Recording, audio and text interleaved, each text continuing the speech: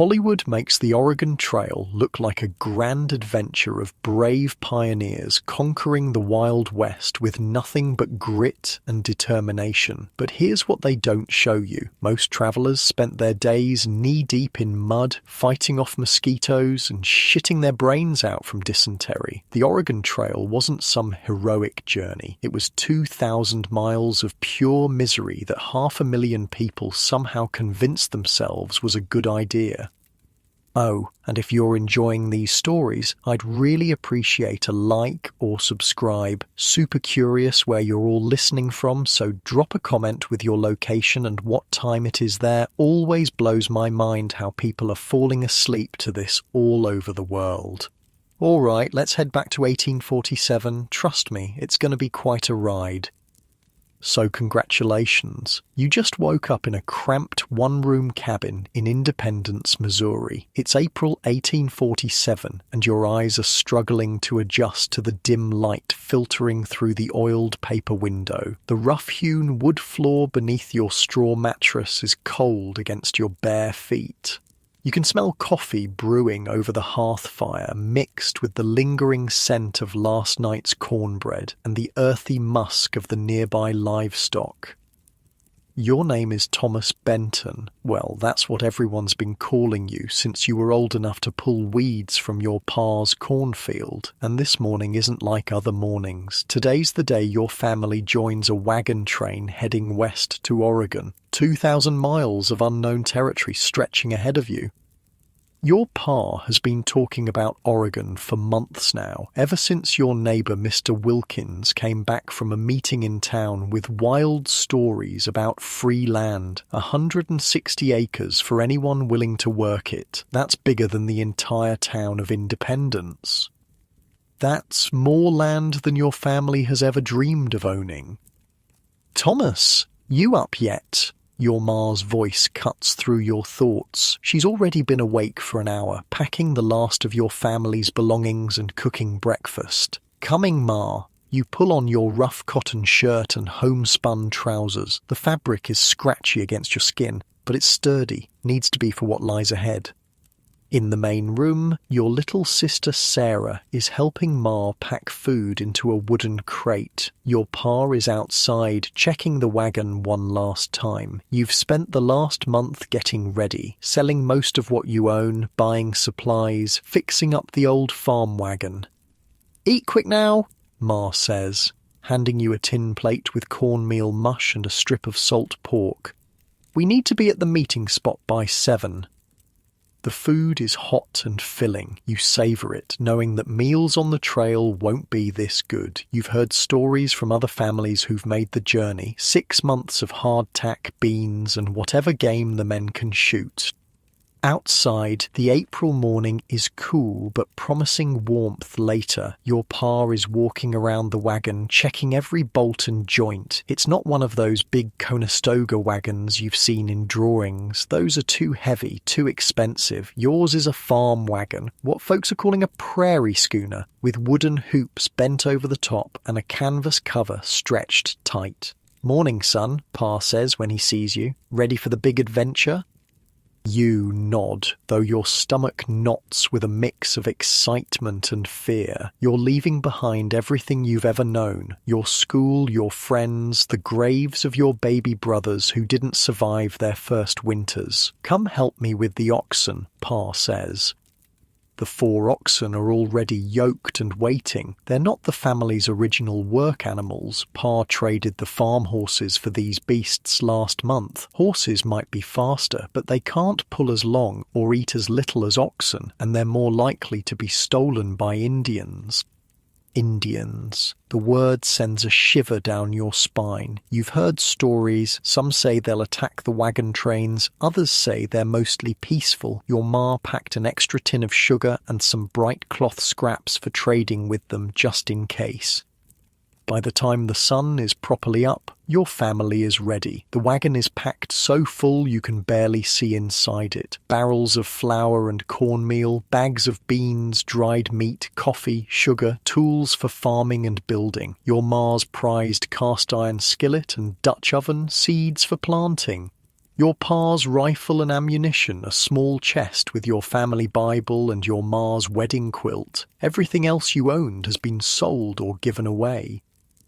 There's barely room for people in the wagon, not that it matters. You'll all be walking most of the way. Only the very young, very old, or very sick ride in the wagons. Time to go, Pa says, and there's a catch in his voice. He was born in this cabin, built by his own father.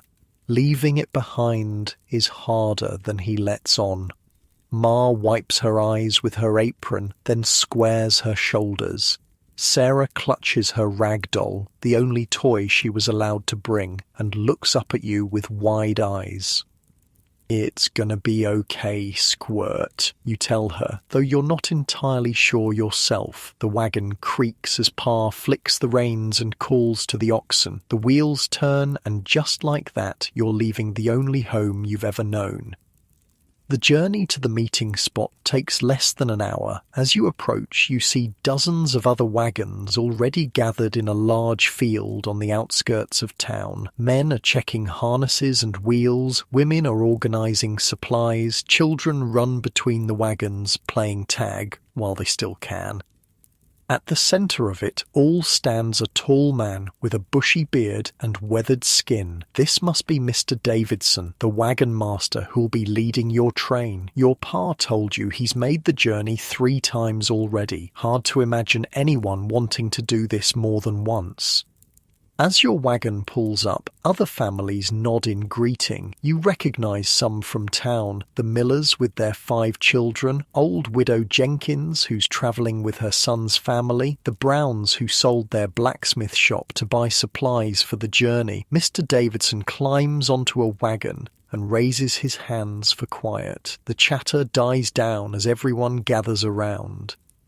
"The folks," he calls out, his voice carrying across the field. "Today we begin our journey to Oregon country. We've got about 120 wagons, 430 souls by my count. That's a good size, big enough for protection, not so big we'll strip the land bare as we go."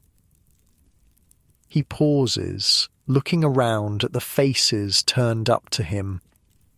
"I won't lie to you. The trail ahead is hard. Some of you won't make it to Oregon."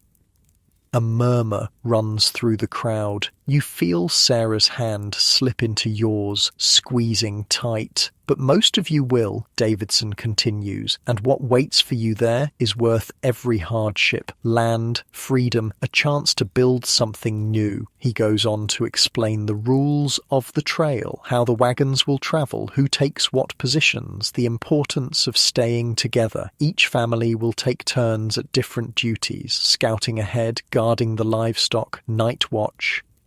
"We move out in 1 hour," Davidson finishes. "Say your goodbyes to independence. Next stop, Oregon country." As the crowd disperses, you look back toward town. The church steeple is just visible over the trees. You wonder if you'll ever see it again. "Thomas," your Pa calls, "help me secure these barrels." And just like that, there's no more time for wondering. There's work to be done. The next hour passes in a blur of final preparations. The wagons are arranged in the order they'll travel. Your family's wagon is 20th in line. Mr. Davidson rides up and down the line, checking that everyone is ready. At precisely 9 o'clock, he fires a pistol into the air. "Wagons! Ho!" he calls. The train lurches into motion. The lead wagons start rolling, and one by one the others follow. When it's your turn, Pa calls to the oxen, and your journey truly begins. The first day's travel is easy. The road out of Independence is well worn and relatively smooth. The oxen plod along at about 2 miles per hour. You walk alongside the wagon with Sarah, while Ma sits on the wagon seat with Pa. The other wagons stretch ahead and behind as far as you can see, like a great snake winding across the landscape. By midday, the excitement has worn off. Your feet hurt, and the dust kicked up by the wagons ahead makes you cough. Sarah is dragging her feet, complaining of tiredness. Up you go, you say, lifting her onto the wagon. There's no room inside, but she can sit on top of the canvas-covered supplies. When are we going to get to Oregon? She asks. You laugh. Not for a long time, Squirt. We've got about 170 days of this. Her eyes widen. That's forever. Oh no, just until October or so, you tell her. We'll get there before the snow falls, if we're lucky. If we're lucky. You've heard the stories of the Donner Party trapped in the mountains by early snow last year, the rumours of what they did to survive. You shudder and push the thought away. The first day ends after about 15 miles. Mr. Davidson signals for the wagons to form a circle for the night, not because of any danger from Indians this early in the journey, but because it's good practice. The circle creates a corral for the livestock and defines the camp. Setting up camp is chaotic at first. No one quite knows what they're doing yet, but within an hour, tents are pitched, fires are lit, and the smell of cooking food fills the air. Your ma is making a simple supper of bacon and beans with biscuits cooked in the Dutch oven buried in coals. As darkness falls, someone pulls out a fiddle and starts playing. Others join in with harmonicas, a banjo, even a tin whistle. People gather around the fires, singing songs from back home. Sweet Betsy from Pike, Oh Susanna, Buffalo Gals. You sit with your family, watching the stars come out above the prairie. They seem brighter here, away from the lights of town. Sarah falls asleep in your ma's lap, worn out from the day's excitement. Get some rest, Pa tells you. Tomorrow's another day on the trail. You crawl into the small tent your family has pitched beside the wagon. The ground is hard beneath your blanket, but you're too tired to care. As you drift off to sleep, the sound of distant singing mingles with the lowing of cattle and the rustle of the prairie wind. The routine of trail life establishes itself quickly. Up before dawn, breakfast of coffee and biscuits, hitch the oxen, and on the trail by 7. Walk all day with breaks to rest the animals. Make camp at dusk, eat, sleep, repeat. The landscape changes gradually as you move west. The familiar woods and fields of Missouri give way to open prairie. The grass stretches to the horizon, waving in the breeze like a great green ocean. After a week on the trail, you reach the Kansas River. It's your first major river crossing, and the excitement in the camp is palpable. Some of the smaller streams you've crossed so far were simple. The oxen waded through, pulling the wagons behind them, but the Kansas is different. It's wide and deep, with a strong current. Mr. Davidson calls a meeting. We'll be ferrying the wagons across, he announces. There's a trading post here that runs a ferry. It'll cost $2 per wagon.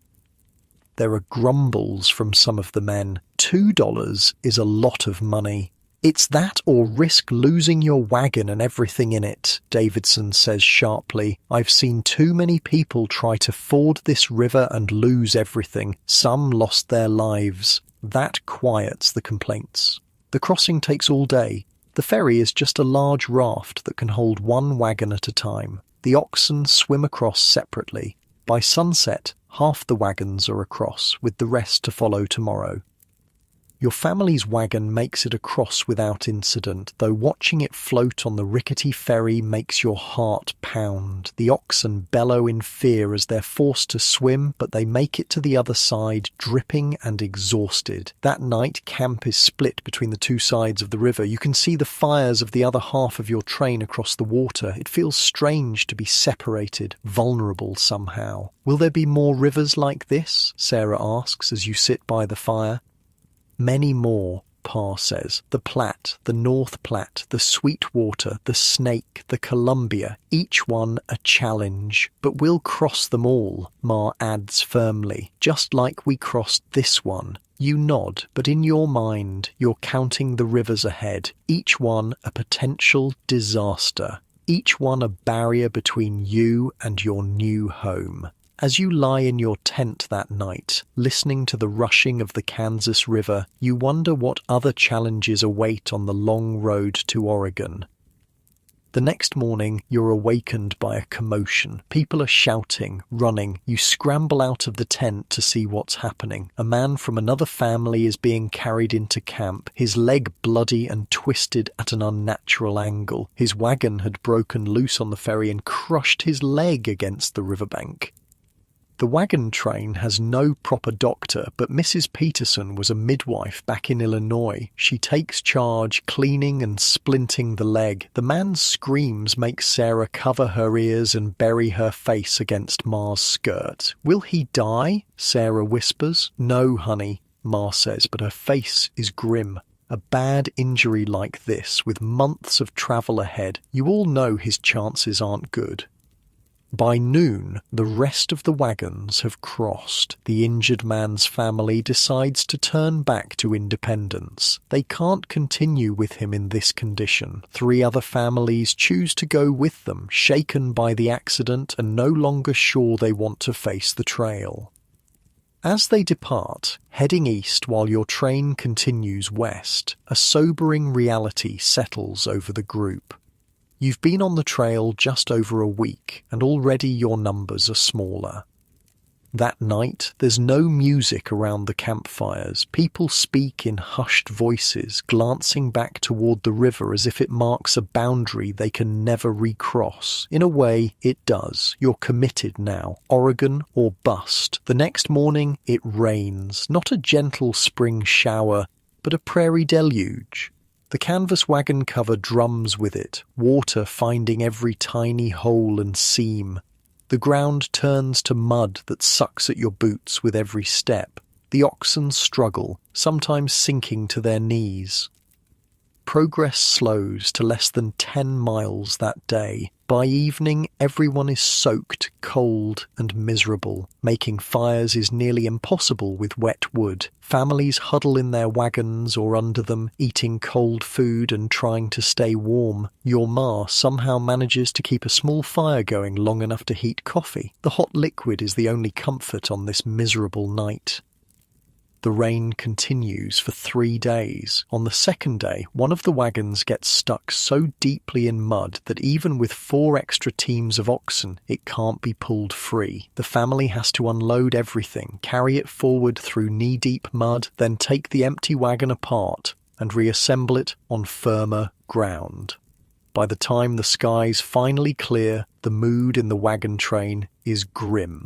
This is the reality of the Oregon Trail. Not a grand adventure, but a grueling test of endurance. But as the sun breaks through the clouds on the 4th morning, spirits lift. Clothes and blankets are spread out to dry. The trail begins to firm up. By afternoon, you've made 15 miles, a good day's progress. That evening, someone brings out a fiddle again. The music starts hesitantly, then grows more confident. People gather, drawn by the cheerful sounds after days of misery. Soon there's dancing. Not formal dances like back in town, but simple reels and jigs that anyone can join. You find yourself pulled into a circle dance by Miller's daughter, a girl about your age with freckles and a quick smile. The mud is forgotten as you spin and stomp, laughing at your own clumsiness. For a few hours, the hardships of the trail fade away. You're not pioneers facing an uncertain future. You're just people, enjoying music and company under the vast prairie sky. As May turns to June, the wagon train falls into a rhythm. Wake, eat, travel, make camp, sleep. The days blend together, marked only by changes in the landscape and the occasional landmark. You cross into what Mr. Davidson calls Indian territory. The land here doesn't belong to the United States. It's home to various tribes, some pushed west from their original lands. Everyone is more alert now, scanning the horizon for signs of danger. But the first Indians you encounter are peaceful. A small group approaches the wagon train, led by a man in a mix of traditional dress and white man's clothing. Through a translator, one of the scouts who speaks a little of their language, they offer to trade fresh meat for coffee and sugar. Your Pa gives Ma a nod, and she brings out the trade goods she packed. The exchange is quick and respectful on both sides. That night, your family enjoys fresh venison instead of the usual salt pork. See, Pa says to you and Sarah, most Indians just want to trade, same as anybody else. You treat them fair, they'll treat you fair. You nod, but you notice he still keeps his rifle closer than usual that night. As June progresses, the heat becomes intense. The prairie stretches endlessly, the grass now bleached yellow by the sun. Water becomes precious. Some days the only sources are muddy streams or stagnant ponds. The oxen are losing weight despite the abundant grass. The pace slows as Mr. Davidson insists on longer rest periods during the hottest part of the day. Disease appears in the camp. Several children come down with measles, spreading quickly among the wagons. 2 of the youngest die and are buried by the trail, their small graves marked with stones and wooden crosses. Sarah catches it too, her face covered in angry red spots, her small body burning with fever. For 3 terrifying days you watch Ma tend to her, bathing her with precious water to bring down the fever, praying over her at night. You take over driving the wagon so Pa can help with Sarah and Ma can focus on nursing her. On the 4th day, her fever breaks. The relief in your parents' faces makes your own eyes sting with tears you're too old to shed. You're getting to be quite the wagon master, Pa tells you, his hand heavy on your shoulder. It's the closest he's come to saying he's proud of you. By the end of June, you've reached the Platte River. Unlike the Kansas, it's wide but shallow, more of a giant muddy puddle than a proper river. But it's still a milestone. You've travelled about 250 miles from independence, only about 1,150 miles to go. The wagon train spreads out along the Platte, following its course west. The water isn't good for drinking, too silty, but the river valley provides a natural road west and water for the livestock. One evening, as you're helping Pa with the oxen, Mr. Davidson rides up. "Benton," he says to your Pa, "I need your boy tomorrow. We're sending a hunting party out. Need someone quick and quiet to help drive the game." Pa looks at you, a question in his eyes. You nod eagerly. After weeks of walking beside the wagon, the chance for a different task, a man's task, is exciting. He'll be ready at dawn, Pa tells Davidson. That night you can hardly sleep. A real hunting party. You've helped Pa hunt back home, but this will be different. You'll be helping feed the whole wagon train. In the grey light before sunrise, you join the hunting party. 5 men and you, the only boy. They give you an old flintlock rifle that's almost too heavy to hold. Your job is to circle wide around any game they spot and drive it toward the waiting hunters. The day is long and hot, but exhilarating. By sunset, you've helped bring down 3 deer and a dozen rabbits. When you return to camp with the meat, you stand a little taller. For the first time, you feel like you're truly contributing to the journey, not just following along.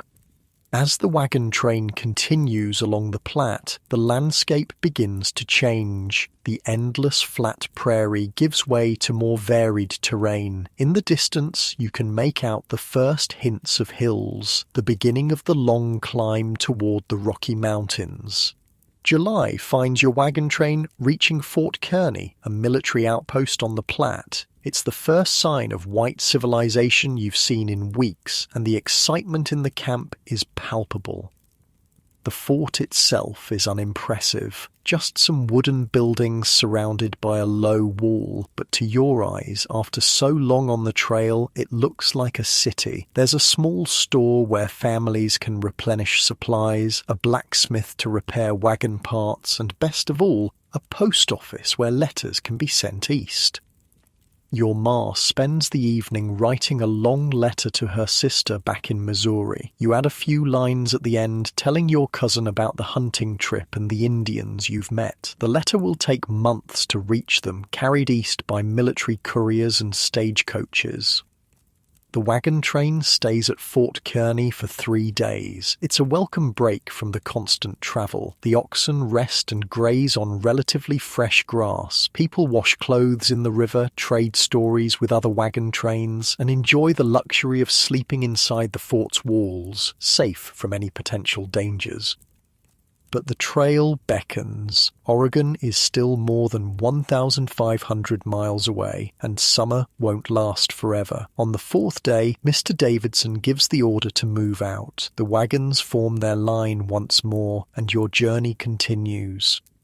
As July turns to August, the real challenges of the Oregon Trail still lie ahead. The easy part is over. Now come the mountains, the deserts, the hardest river crossings. The journey has already changed you. Your skin is dark from the sun, your hands calloused, your legs stronger than they've ever been. But the Oregon Trail will demand more from you yet, and in your heart a question burns. Will it all be worth it when you reach the promised land of Oregon? Only time will tell. The Platte River becomes your silent companion for the next several hundred miles. Unlike other rivers that cut through the land with purpose, the Platte sprawls lazily across the prairie, a mile wide and an inch deep as the joke goes among the wagon trains. It's really more like a foot deep in most places, but still, you could practically walk across it if you didn't mind getting wet. August has settled in with brutal heat. The water in the Platte is too silty to drink, full of fine sand that'll tear up your insides. Instead, folks dig wells near the river, about 10 feet deep, where the water seeps in clearer after filtering through the ground. Your daily routine has solidified into something between misery and monotony. At 4 a.m., the night watchman fires his rifle to wake the camp. You hear your ma stirring immediately, the rustle of her dress as she crawls out of the tent. She's always first up, starting the morning fire, before most folks have even opened their eyes. By 4:30, you're pulling on your boots. They're stiff from yesterday's mud, cracked from constant wetting and drying. Your feet have calluses on top of calluses now. When you started the journey, you had 2 pairs of boots. You're on your last pair now, and they're falling apart. Some folks have taken to wrapping their feet in rags when their shoes give out. Sarah stirs in her blanket next to yours. "Already?" she mumbles. "Yep, Ma's making Johnny cakes. Better get up if you want some warm." The smell of cornmeal cooking on the skillet gets you moving. Ma works magic with the simplest ingredients: cornmeal, water, a pinch of salt, and a scrape of precious sugar when she's feeling generous. Everyone has the same basic supplies, but no one makes Johnny cakes like your ma. By 5 a.m., Pa has rounded up the oxen from the night's grazing. They look thinner than they did in Independence, ribs starting to show through their hides, but they're still strong. You've seen other families lose oxen to exhaustion or disease. Without oxen, a family is stranded, dependent on the charity of others to continue. Breakfast is quick. Johnny cakes with a strip of salt pork and bitter coffee that Pa and the other men gulp down like it's mother's milk. The beans are running low, so coffee's getting weaker by the day. Some families have taken to roasting prairie turnip roots as a substitute. Tastes like dirt, but at least it's hot. While you eat, you're already packing up. The tent comes down, blankets rolled tight, everything secured in the wagon. Nothing can be left loose or it'll be bounced right out when the wheels hit a rut. At 7 a.m. sharp, Davidson fires his pistol in the air. Wagons ho. The train lurches into motion, same as every day. The squeal of wheels and creak of wood, a familiar symphony. Today your family's rotation puts your wagon near the back. It's the worst position. You eat everyone else's dust, and if there's trouble up ahead, you're the last to know about it. The morning drive is always the best part of the day. The air still holds some coolness from the night, and the oxen move with purpose before the heat saps their strength. Sarah walks beside you for the first hour, playing a game where she tries to step only on your footprints in the dust. "You've got giant feet, Thomas," she giggles, stretching her legs unnaturally to match your stride. "All the better for walking to Oregon," you tell her. By 10 a.m., the sun is high enough to start baking the land. Sarah's retreated to the small space on the wagon seat beside Ma. You keep walking, one foot in front of the other. Your thoughts drift as you walk, back to Independence, forward to Oregon, sideways to nothing in particular. Sometimes you talk with John Miller, a boy about your age who walks beside his family's wagon. His pa was a blacksmith back in Ohio, and John knows all sorts of things about metal and fire. Other times you walk in silence, conserving energy in the growing heat. At noon, Davidson signals for the midday rest. The wagons form a loose circle, and the oxen are unhitched to rest in whatever shade they can find. It's too hot to cook, so lunch is hardtack, rock-hard biscuits made of flour and water, baked until they'll last for months without spoiling. You dip yours in water to soften it enough to avoid breaking a tooth. Some days there's a bit of dried meat or cheese to go with it, but not today.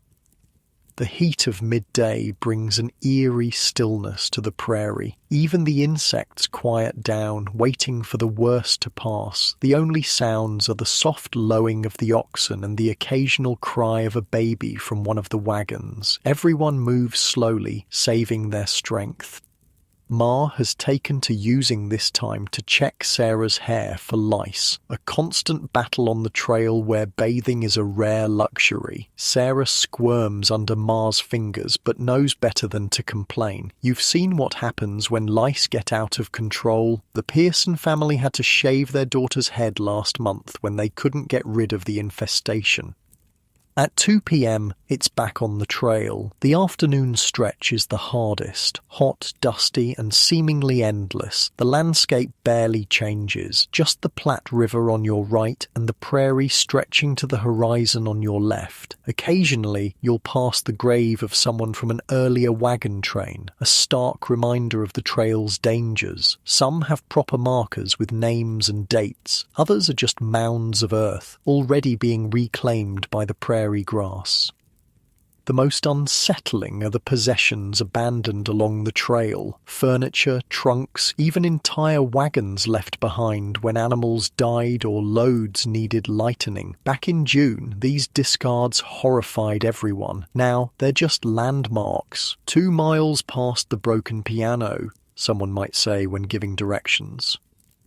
Today's excitement comes around 4 p.m. when a scout rides back from the front of the train with news of a buffalo herd ahead. The wagons halt while Davidson and the hunting party ride out. You wish you could go with them, but only the men with horses are chosen. They return 2 hours later with 3 buffalo bulls, already butchered into manageable pieces. Fresh meat is cause for celebration. Tonight, everyone will eat well.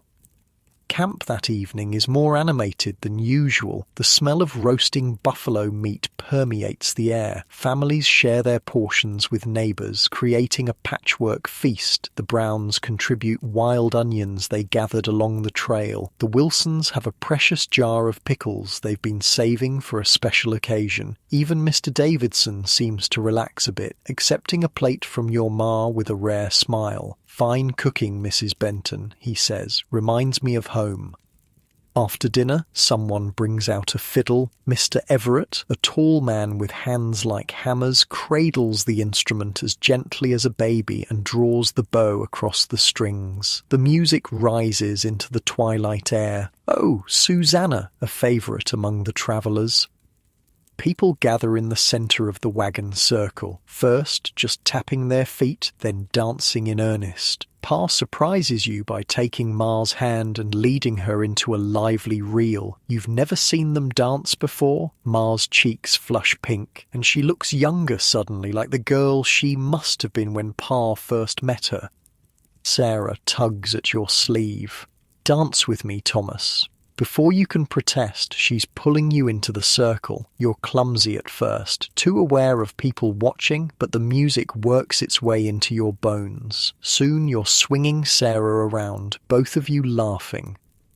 For a few precious hours, the hardships of the trail fade. You're not pioneers struggling toward an uncertain future. You're just people enjoying music and company under the vast prairie sky.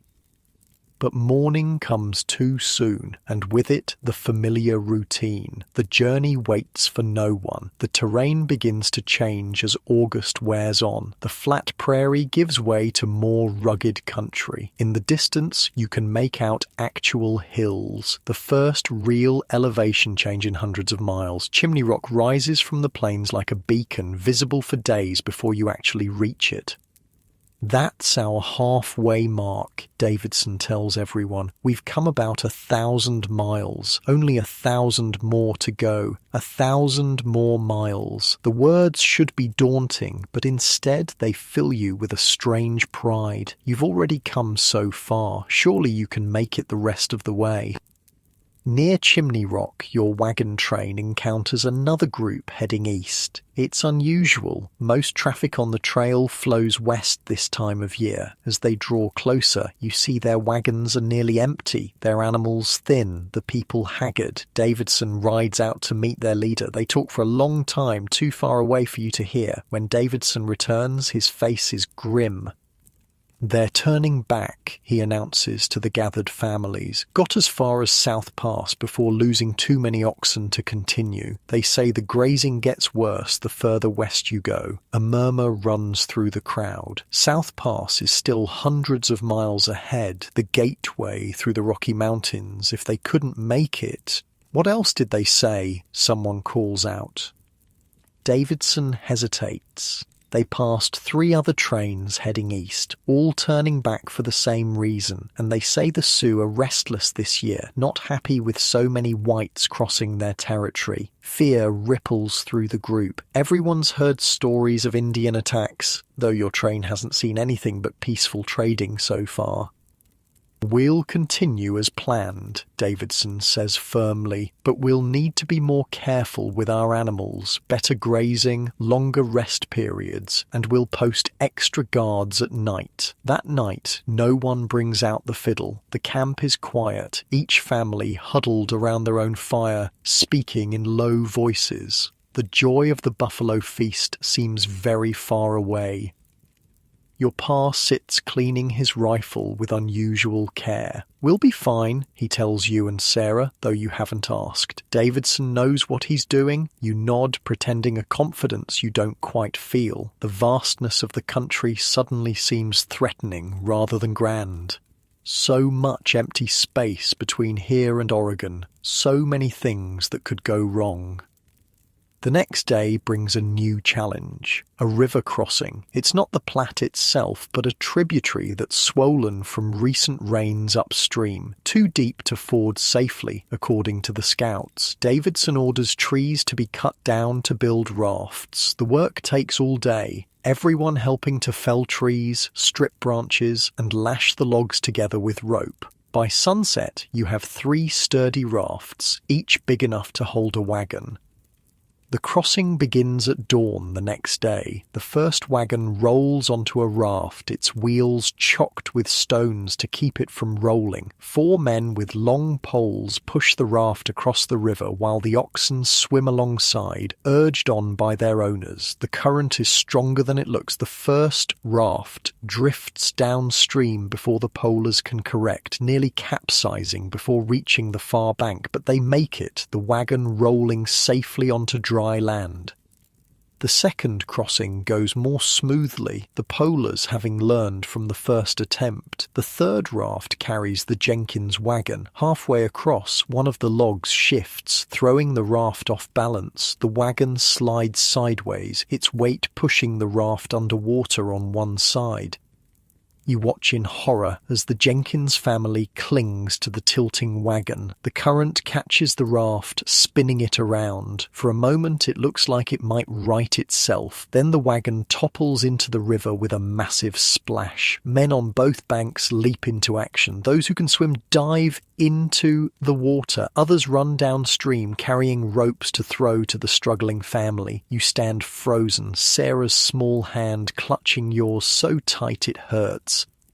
The Jenkins parents surface first, gasping for air. Their oldest son has his little sister on his back, swimming strongly toward shore, but their middle child, Emma, a girl about Sarah's age, is nowhere to be seen. There, someone shouts, pointing to a small hand breaking the surface downstream. 3 men swim toward it, but the current is carrying Emma away faster than they can swim. Without thinking, you kick off your boots and plunge into the river. The cold water shocks your system, but you're a strong swimmer from summers in the creek back home. You strike out diagonally, letting the current carry you downstream while angling toward where you last saw Emma. The water roars in your ears. You catch glimpses of the shore, people running, pointing. Then you see her, Emma's dress caught on a submerged branch, her head barely above water. You make a final push, reaching her just as she slips under. Your hand catches her dress, pulling her up. She coughs, sputters, eyes wide with terror. "Hold on to me," you gasp. She wraps her arms around your neck in a stranglehold that nearly drags you both under. The shore seems impossibly far away. Your clothes are waterlogged, pulling you down. Emma's weight is crushing. Just as your strength begins to fail, a rope splashes down beside you. You grab it with your free hand, and suddenly you're being pulled toward shore. Hands reach for you, dragging both of you up onto the muddy bank. Emma is taken from your arms, carried to her sobbing parents. Someone wraps a blanket around your shoulders. Through chattering teeth, you manage to ask, "The others?" "All safe," Pa says, his arm around you so tight it hurts. "Thanks to you, all safe." That night, you're a hero in the camp. The Jenkins family gives your parents a precious jar of honey, one of the few luxuries they managed to save from their wagon. Mr. Davidson himself comes to your fire to commend your bravery.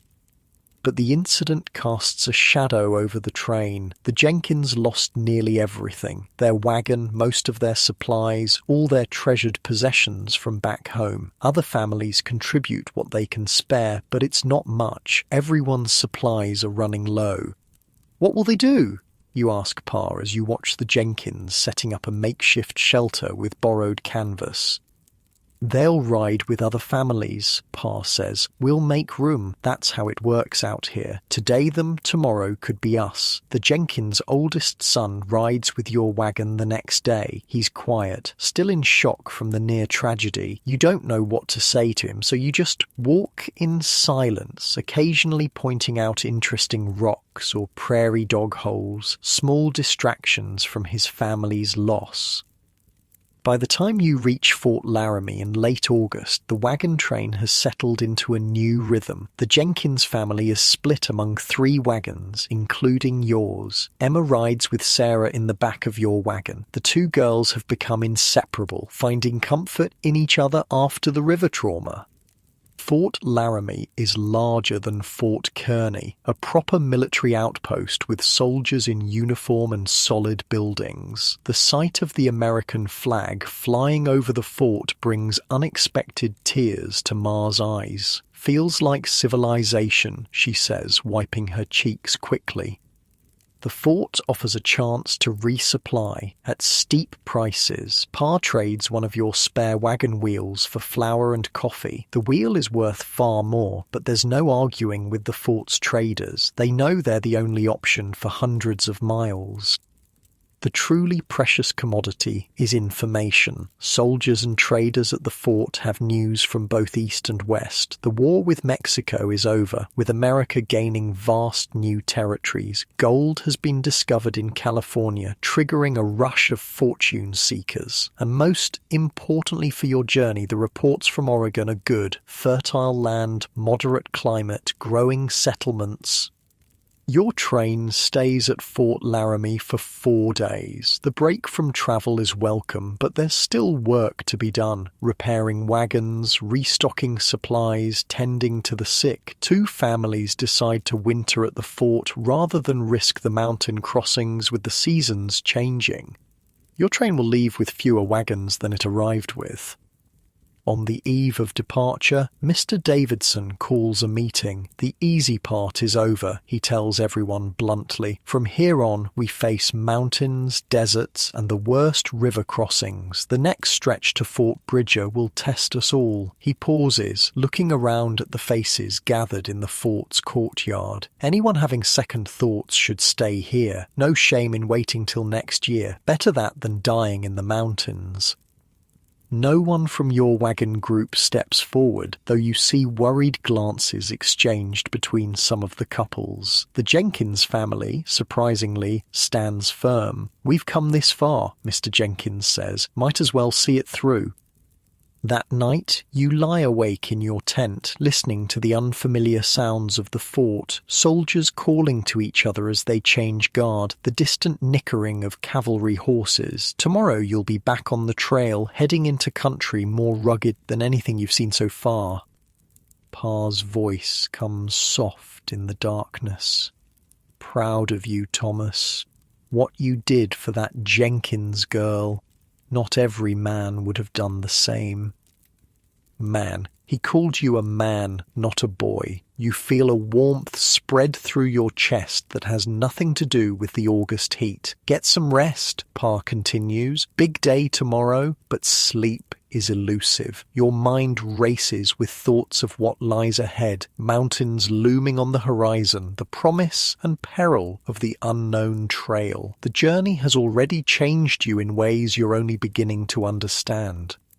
1,000 miles down, 1,000 to go. The true test of the Oregon Trail still awaits. The land west of Fort Laramie has a different feel, wilder somehow, less forgiving. The gently rolling prairie is replaced by broken country with sharp ridges and deep gullies.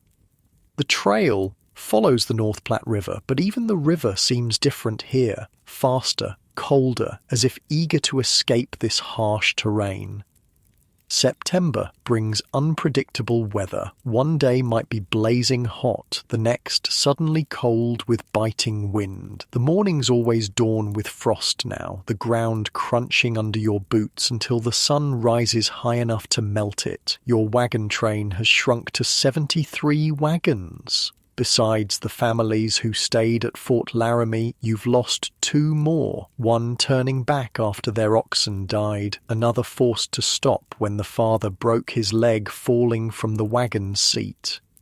Or less competition for grass and water, Pa says pragmatically, though you notice he doesn't look at Ma when he says it. Everyone knows the real cost of each family that turns back or stops. Fewer hands for the difficult tasks ahead, fewer rifles if there's trouble. The trail grows steeper as you continue west. The oxen strain against their yokes, moving more slowly each day. You've all learned to walk bent forward, leaning into the slope like sailors on a tilting deck. Even the canvas wagon covers have a different set to them, pulled taut against the constant wind that blows down from the mountains.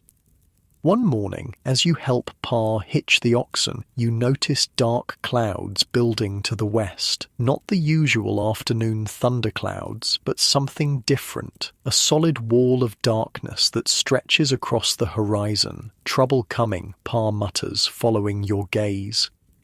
By noon, the darkness has resolved into distinct shapes, riders, dozens of them, moving fast across the plain toward the wagon train. Davidson orders the wagons into a defensive circle, women and children inside, men with rifles forming a perimeter. Sarah clutches your sleeve, her eyes wide. "Indians," she whispers. "Looks that way," you say, trying to sound calmer than you feel. Pa hands you his old pistol, a single-shot flintlock that's seen better days. "Stay with your ma and sister," he says, checking the priming on his rifle. "You know how to use this if needed." The riders approach to within rifle range, then stop. One breaks away from the group, riding slowly toward the wagons with his hand raised. Davidson and 3 other men walk out to meet him. The rest of you wait, tense and silent, watching the encounter. The meeting goes on for what seems like hours, but is probably only minutes. Then Davidson and the others return to the wagons. "It's a band of Sioux," Davidson announces. "They want to trade, not fight." A collective exhale passes through the wagon circle. Pa lowers his rifle, though you notice he doesn't set it aside completely. "They've got meat and hides," Davidson continues. "They'll trade for coffee, sugar, ammunition, and cloth. Fair trades only. We need their goodwill to pass through their territory." The trading begins cautiously. A few Indians enter the wagon circle, while the rest wait outside. They're tall men, wrapped in buffalo robes despite the mild day, their faces painted with red and black stripes. They move with a confidence that makes the white men seem awkward in comparison. One approaches your wagon holding up a buffalo hide. Pa nods to Ma, who brings out a small sack of coffee beans, one of your last. The Indian examines it, sniffs it, then holds out the hide. Ma accepts it with a smile and a nod. The Indian's gaze shifts to Sarah and Emma, who are watching wide-eyed from the wagon. He says something in his language, then mimes rocking a baby, pointing to the girls and holding up 2 fingers. "He's asking if they're sisters," translates Mr. Wilson, who traded with Indians before. Ma shakes her head, points to Sarah, then to herself and Pa, then to Emma and toward the Jenkins wagon. The Indian nods. From inside his robe, he produces 2 small items. Dolls made of buckskin with real hair for the heads and tiny beaded dresses. He offers them to the girls. Sarah looks to Ma, who nods. Both girls accept the dolls with shy smiles. Pa starts to reach for something to trade in return, but the Indian holds up his hand, shaking his head. He touches his chest and says something that sounds like "wachi," then points to the river ahead and makes a crossing motion with his arms. "He's warning us about the river crossing," Mr. Wilson translates. "Says it's dangerous this time of year." The trading continues throughout the afternoon. By sunset, the Indians ride away with coffee, sugar, ammunition, cloth, and even a few metal tools. The wagon train has fresh meat, buffalo hides, and moccasins, softer on the feet than worn-out boots. That night, Sarah sleeps with her new doll clutched to her chest. You hear her whisper to it about Oregon, promising a nice house with a real roof once you get there. 2 days later, you understand the Indians' warning. The trail leads to a crossing of the North Platte. Not a ferry this time, but a dangerous ford where the river spreads wide and shallow. Shallow for a river anyway, still deep enough to reach the wagon beds. Davidson sends scouts to find the best crossing point. They return with grim faces. The recent mountain rains have swollen the river beyond its usual September level. There's no good ford to be found. "We'll have to float the wagons," Davidson decides. "Cork the wagon beds, waterproof everything inside, and float them across like boats. It's risky business. Each wagon must be partially disassembled, the wagon box sealed with pitch and tar, then floated across while men wade alongside, guiding it through the current. The oxen swim across separately, struggling against the icy flow. The first few wagons make it across safely, though soaked. Then comes the Peterson wagon. Halfway across, it hits a hidden rock and tilts sharply. Water pours in, and within seconds, the wagon is swamped. Mr. Peterson and his sons manage to save some of their possessions, forming a human chain to pass items to shore. But they lose their flour, their sugar, and worst of all, their seed corn for planting in Oregon. That night, as everyone dries out around the fires, your family shares some of your precious flour with the Petersons. Other families contribute what they can spare. No one says the obvious, that without seed corn, the Petersons may not survive their first year in Oregon.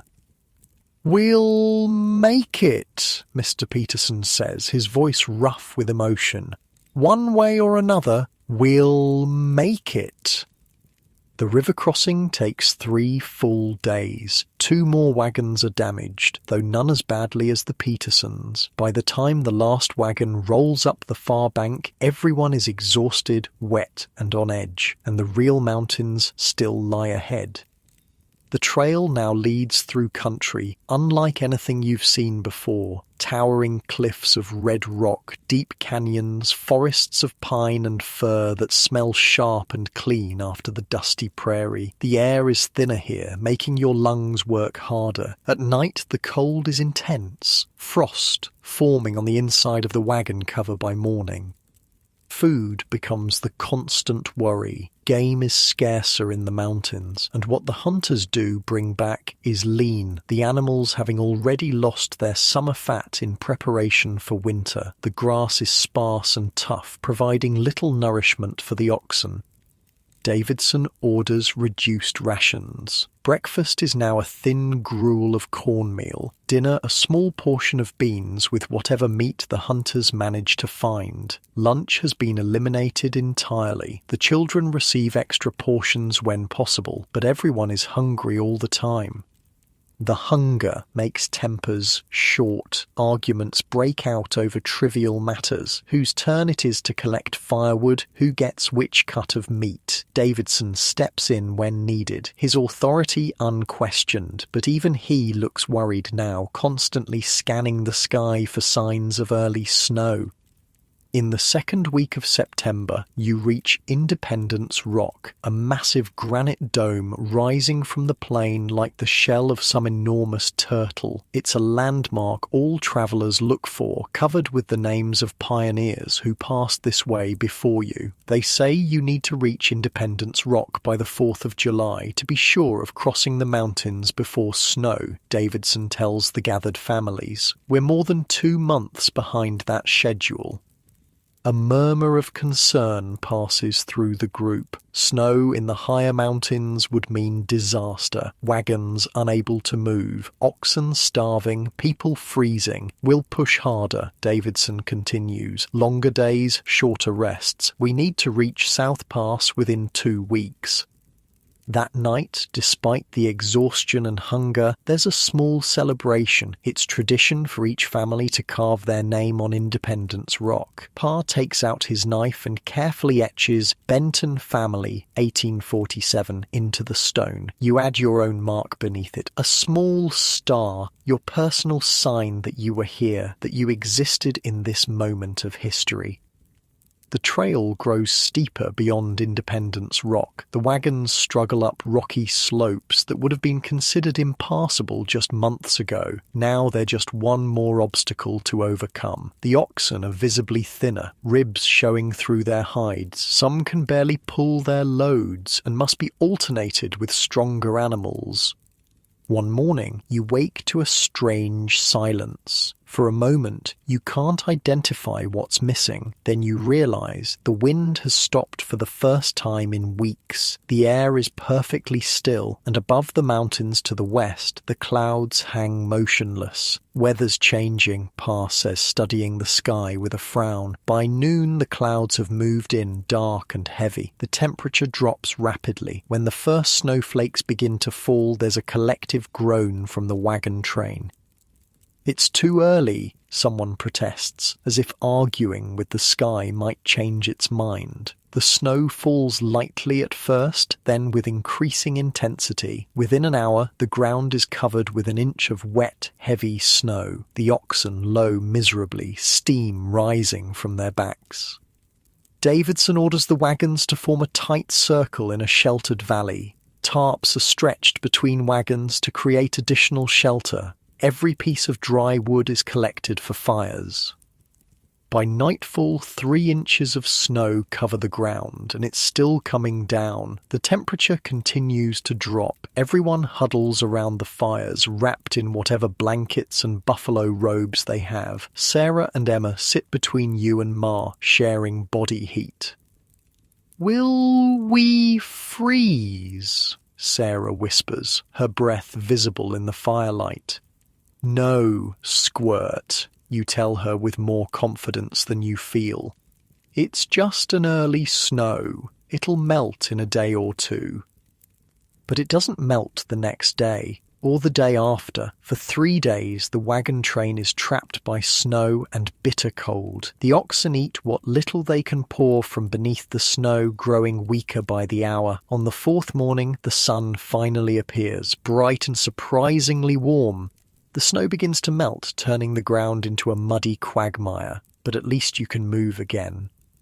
"We've lost time we couldn't afford to lose," Davidson tells the group. "From now on, we travel from first light until we can't see the trail anymore. No midday rests unless the oxen are about to drop. The pace is brutal. You walk until your legs feel disconnected from your body, moving automatically while your mind drifts. The mud sucks at your feet, making each step an effort. The wagons creak and groan as they're dragged through the muck.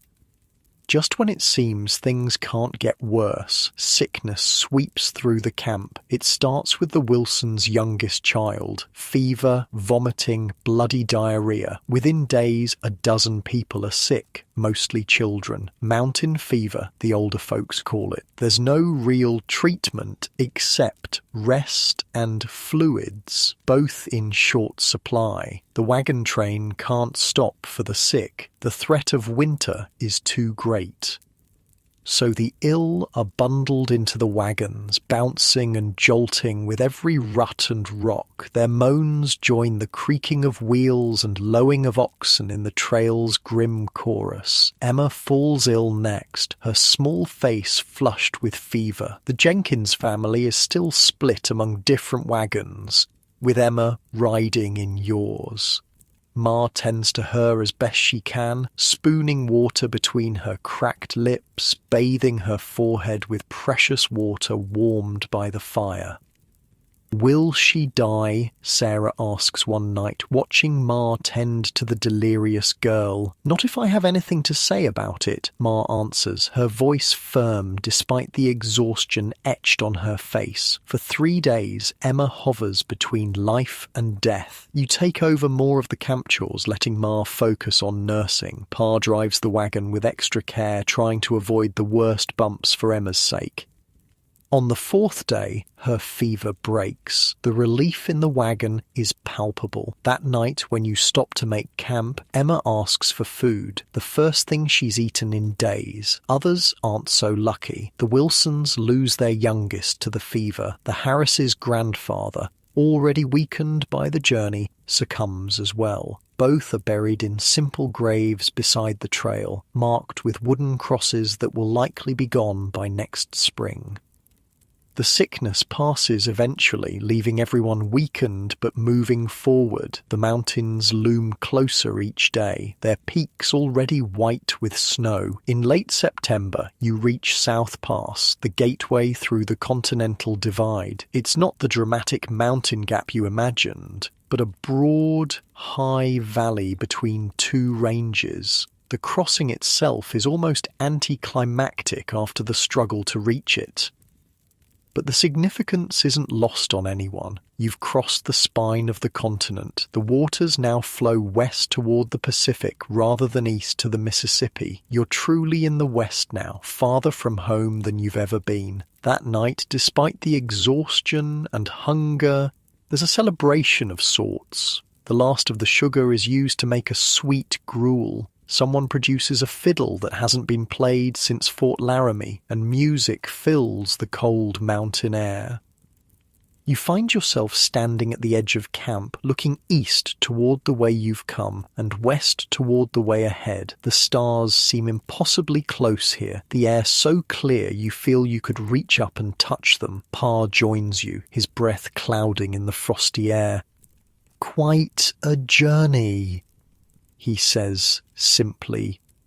You nod, not trusting yourself to speak. The emotions of the past months well up suddenly. The fear, the exhaustion, the moments of beauty and terror, the people lost and the bonds formed, the child who left independence and the person you're becoming. We'll make it, Pa says, as if reading your thoughts. Not everyone will, but we will. You want to ask how he can be so sure, but you don't. Maybe certainty is something you have to create for yourself out here, where nothing is guaranteed.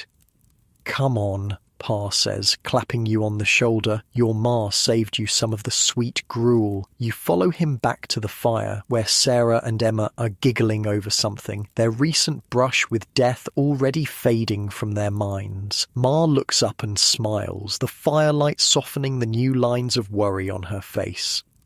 The Oregon Trail has already taken so much from all of you, but in this moment, huddled around the fire in the vast wilderness, you realize it's given something too, a strength you never knew you had, a clarity about what matters, and a bond with these people, your family and the others, forged in shared struggle.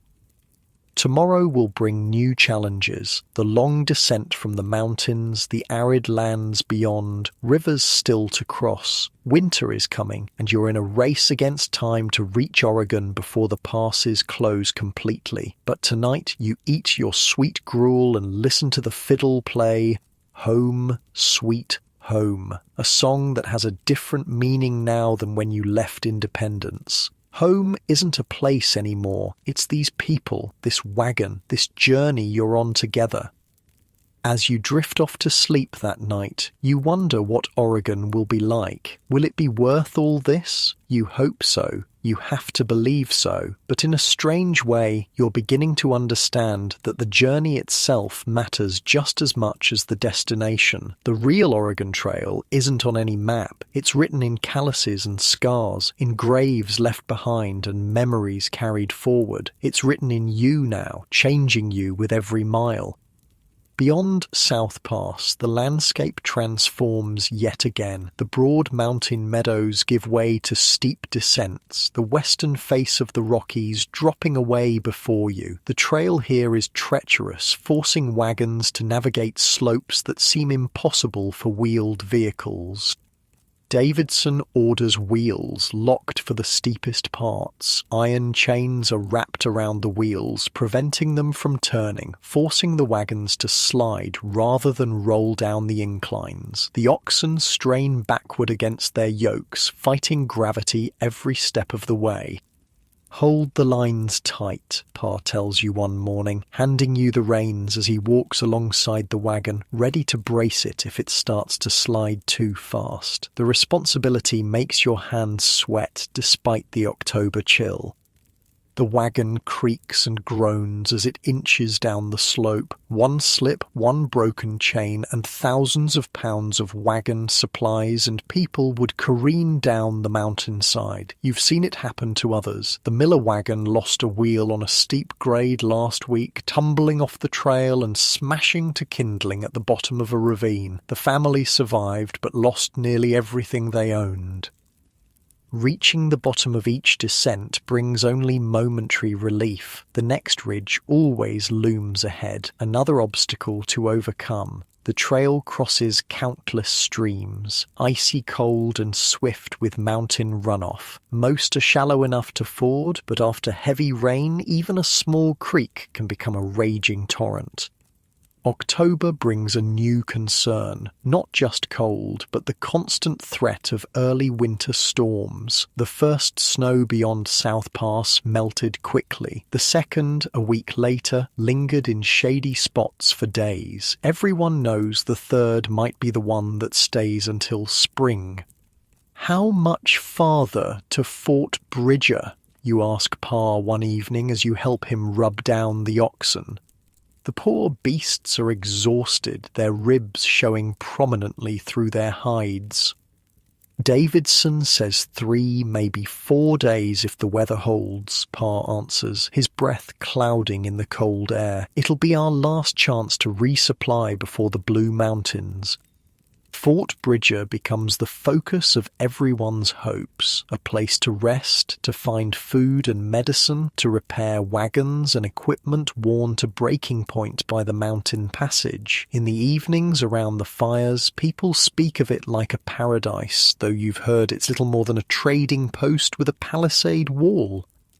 The weather cooperates mostly. Days are crisp and cold but clear, the October sun providing just enough warmth during the middle hours. Nights drop well below freezing now, ice forming in water buckets by morning. Extra guards are posted to watch for mountain lions and bears, hungry and aggressive as they prepare for winter.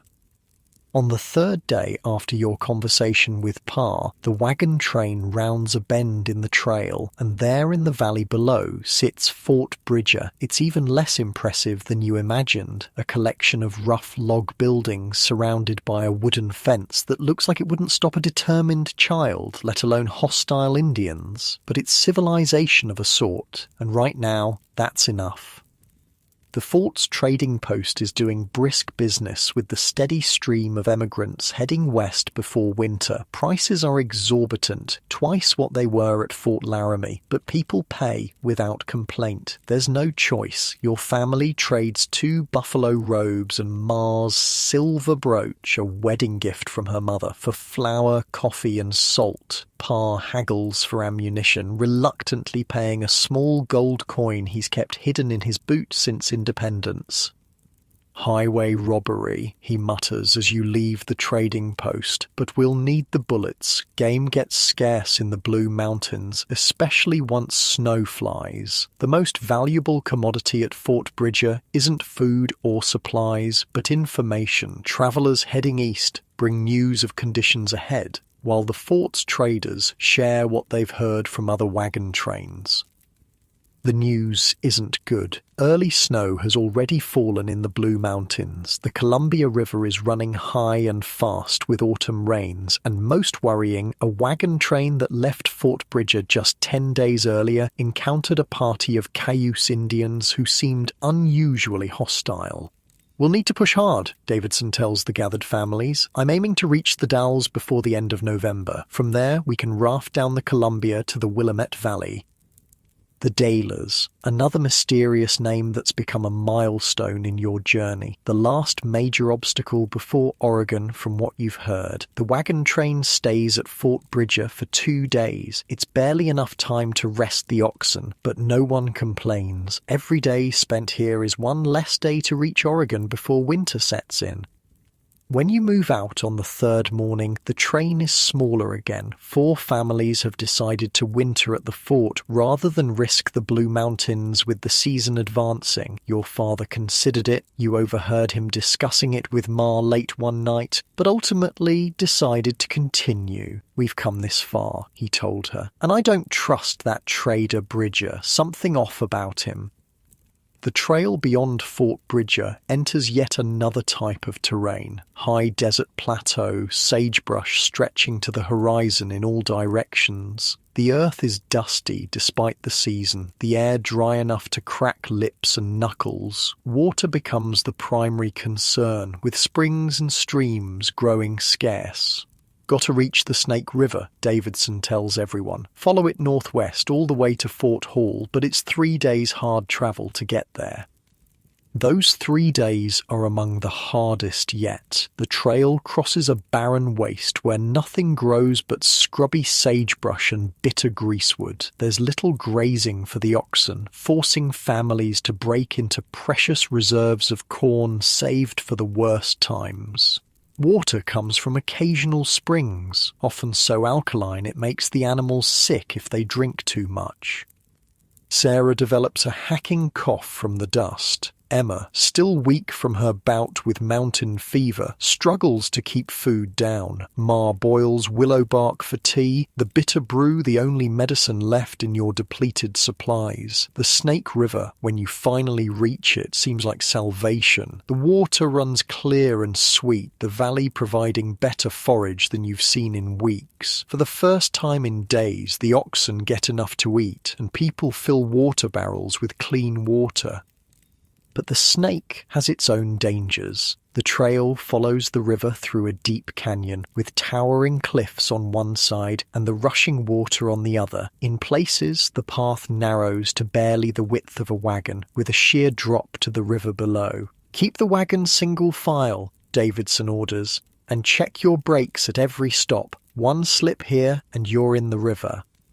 That night, camped in a broader section of the canyon, the mood around the fires is somber. Everyone feels the pressure of the advancing season. The nights are bitterly cold now, with frost forming on the wagon covers before sunset. The children cough from a combination of dust and cold. The adults move like old people, stiff from the constant labor and inadequate food. Yet somehow, in this moment of collective exhaustion, a celebration emerges. It begins with the Johnson family. Old Mr. Johnson produces a fiddle from their wagon. Not the first time music has appeared on the trail, but rare enough these days when every ounce of energy goes to survival. He plays a tentative tune, fingers stiff with cold and age. His daughter-in-law begins to sing, a clear, strong voice that carries through the canyon. Sweet Betsy from Pike, a favorite trail song about a young couple heading west. Others join in,